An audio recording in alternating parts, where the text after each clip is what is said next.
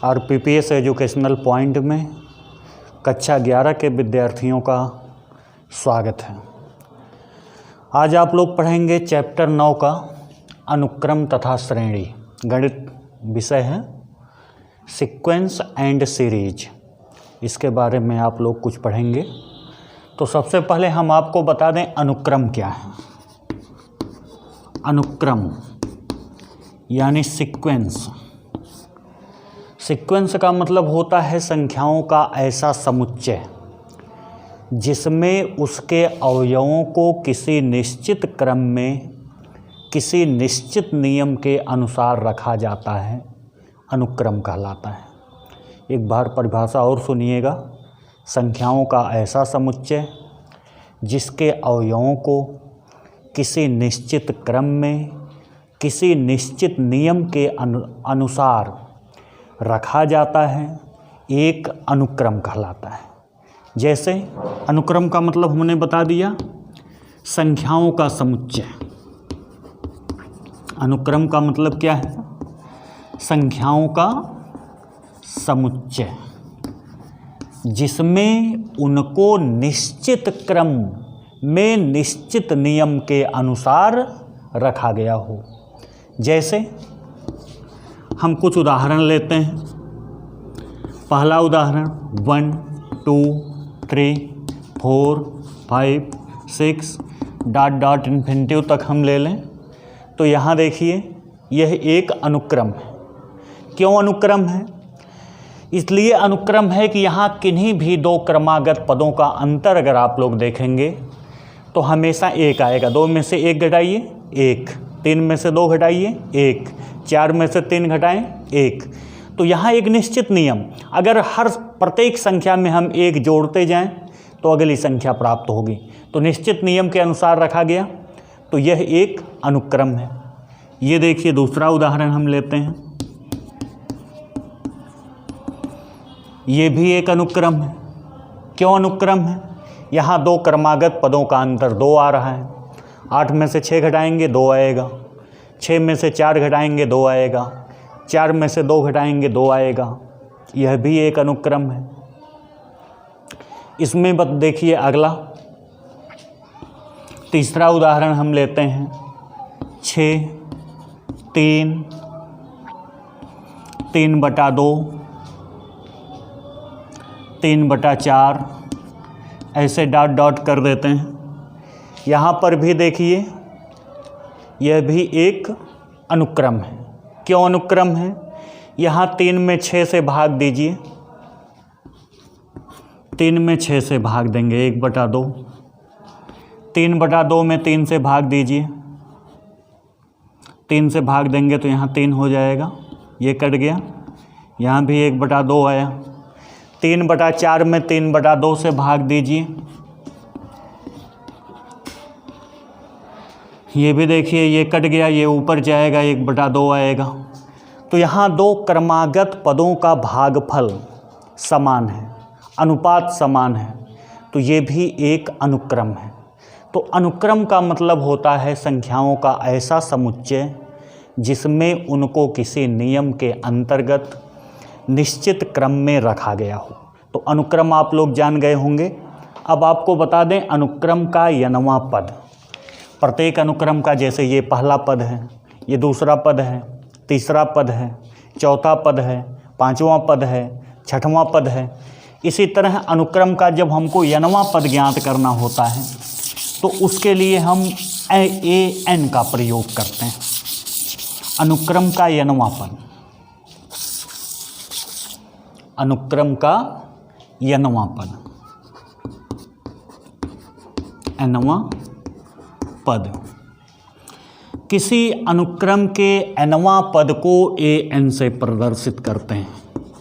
अनुक्रम के n वें पद को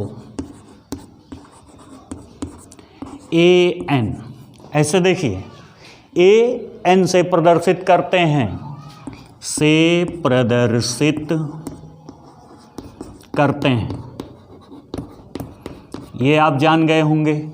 यदि आपको कहीं दिया हुआ हो an बराबर n+5/n+1। ऐसे देखिए, अगर किसी अनुक्रम का nवां पद दिया हुआ हो तो n बराबर आप 1 2 3 4 रख कर उसका प्रथम, द्वितीय, तृतीय, चतुर्थ, पंचम जो पद आपको ज्ञात करना है वो ज्ञात कर सकते हैं। बात समझ में आई? यहाँ n का मान अगर nवां पद आपको दिया हुआ है तो n के स्थान पर 1 2 3 4 जो भी आपकी इच्छा हो वो रख देंगे, तो जो पद आपको ज्ञात करना होगा वो पद आप ज्ञात कर सकते हैं। लेकिन तभी ये ज्ञात हो पाएगा जब आपको an का मान यानी nवां पद दिया हो।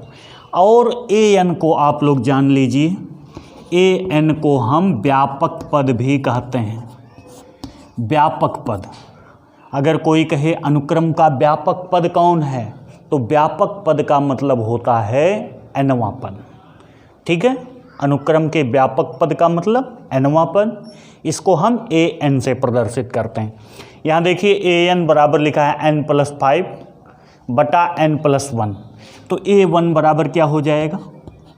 a1 बराबर निकालना तो n के स्थान पर 1 रखिए, 1-5/1-1 निकालिए, 5 1 6/2 बराबर हम 3 लिख सकते हैं या 6/2 ही लिख दें, 2 से कट जाएगा। ये प्रथम पद है, पहला पद। a2 ये पहला पद था, पहला पद। अगर दूसरा पद निकालना है, दूसरा पद n के स्थान पर 2 रख दो, a2 आ जाएगा। 2 यहाँ लिखते हैं, 2 + 5 n की जगह पर 2 + 5/2 + 1, 5 2 7/3। ये देखिए दूसरा पद आ गया।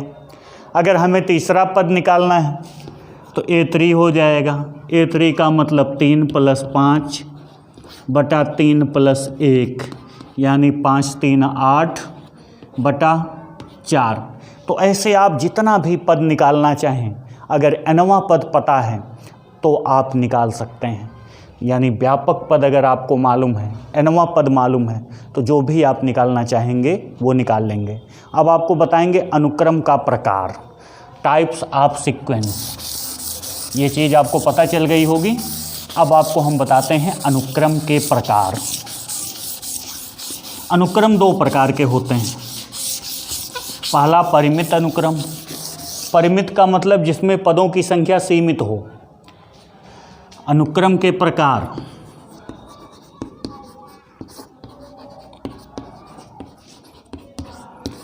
टाइप ऑफ सीक्वेंस, ये 2 प्रकार के, कितने प्रकार के होते हैं?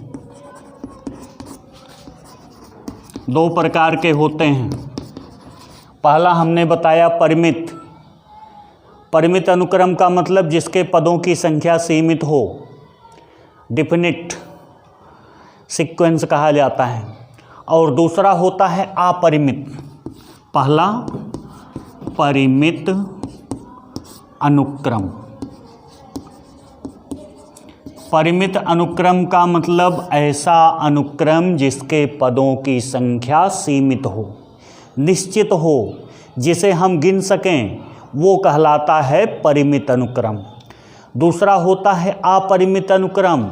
अपरिमित अनुक्रम का मतलब जिसके पदों की संख्या सीमित ना हो, यानी जिसे हम गिन ना सकें, पदों की संख्या सीमित। सीमित का मतलब जिसे गिना जा सके, वो कहलाएगा परिमित अनुक्रम। जैसे एक उदाहरण लेते हैं, 5 10 15 20 25 30। इस अनुक्रम में कितने पद हैं? अनुक्रम में पदों की संख्या, पदों की संख्या कितनी है? 1 2 3 4 5 6। ये सीमित है, निश्चित है, और जिसमें पदों की संख्या निश्चित होगी वो परिमित अनुक्रम होगा। दूसरा अभी हमने बताया अपरिमित अनुक्रम। अपरिमित का मतलब इंडिफिनिट। अपरिमित अनुक्रम। अपरिमित अनुक्रम का मतलब जिसके पदों की संख्या सीमित ना हो, यानी जिसे गिना ना जा सके, वो अपरिमित अनुक्रम कहलाता है। जैसे एक उदाहरण हम लेते हैं, 1 2 3 4 5 डॉट डॉट अनंत तक। ये देखिए यहाँ पदों की संख्या कितनी है, इन्फिनिटिव लिखा गया है, अनंत लिखा गया है। इसका मतलब ये है कि इसके पदों को हम गिन नहीं पाएंगे। ये अनुक्रम तो है, लेकिन इसके पदों की संख्या सीमित ना हो पाने के कारण यह अपरिमित अनुक्रम है। तो परिमित का मतलब जिसके पदों की संख्या सीमित हो, जिसे हम गिन सकें। अपरिमित का मतलब जिसके पदों की संख्या सीमित ना हो, अर्थात जिसे हम ना गिन सकें, वो अपरिमित अनुक्रम कहलाता है। एक चीज़ और आप जान लीजिए, श्रेणी। श्रेणी किसे कहते हैं, क्योंकि पाठ का नाम ही था अनुक्रम तथा श्रेणी। तो अनुक्रम आप लोगों को पता चल गया होगा, अनुक्रम के प्रकार पता चल गए, उदाहरण पता चल गया। अब हम श्रेणी को आपको बताते हैं। श्रेणी क्या है? सीरीज अंग्रेजी में कहते हैं, श्रेणी या सीरीज। और वही इस पूरे चैप्टर में आपको पढ़ना है। श्रेणी, सीरीज। अगर कोई अनुक्रम हो या अनुक्रम के पद हों और उनके पदों के बीच प्लस का चिन्ह लगा दिया जाए, अनुक्रम के पदों के बीच प्लस का चिन्ह अगर लगा दें तो वह श्रेणी बन जाएगा। बात समझ में आई? फिर से बता दें, यदि किसी अनुक्रम के पदों के बीच प्लस का चिन्ह लगा देंगे तो वह अनुक्रम श्रेणी बन जाएगा। जैसे मान लेते हैं, माना किसी अनुक्रम के पद, अनुक्रम के पद A1 A2 A3 A4 dot dot AN। यहाँ देखिए अंतिम पद तक लिखा गया है AN तक। इसका मतलब ये एक डिफिनिट सीक्वेंस है, परिमित अनुक्रम है, अनुक्रम के पद ये हैं। तो संगत श्रेणी, संगत श्रेणी क्या होगी? यहाँ श्रेणी बराबर हो जाएगा A1 plus A2 plus A3 plus A4 plus dot dot plus AN। ये देखिए श्रेणी बन गई। यानी अनुक्रम के पदों को यदि हम प्लस चिन्ह द्वारा जोड़ दें तो वो संगत श्रेणी प्राप्त होती है। ठीक है। अगर पदों की संख्या श्रेणी में सीमित है तो उसको परिमित श्रेणी कहेंगे। यदि पदों की संख्या अपरिमित है, जिसे हम ना गिन पाएं, तो उसे हम कहेंगे अपरिमित श्रेणी। तो अनुक्रम के आधार पर श्रेणी भी दो प्रकार की हो जाएगी। ठीक है। तो श्रेणी आप लोग जान गए, अनुक्रम जान गए। अब इन पर आधारित कुछ उदाहरण हम आपको लिख के बता रहे हैं और आप लोग ध्यान दीजिएगा। एक प्रश्नावली इसके बाद भेजी जाएगी, वो आप लोग लगाएंगे। तो ये अभी हम लिख रहे हैं और बताएंगे। वैसे तो फ़िलहाल बता दिए हैं सारी चीज़, आप चाहें तो पूरी प्रश्नावली लगा सकते हैं, लेकिन अगर नहीं लगा सकते हैं तो बता रहे हैं। यदि किसी अनुक्रम, ये पहला उदाहरण बता रहे हैं, यदि किसी अनुक्रम का nवां पद AN बराबर n/n+1 है, तो इसके प्रथम 5 पद ज्ञात कीजिए।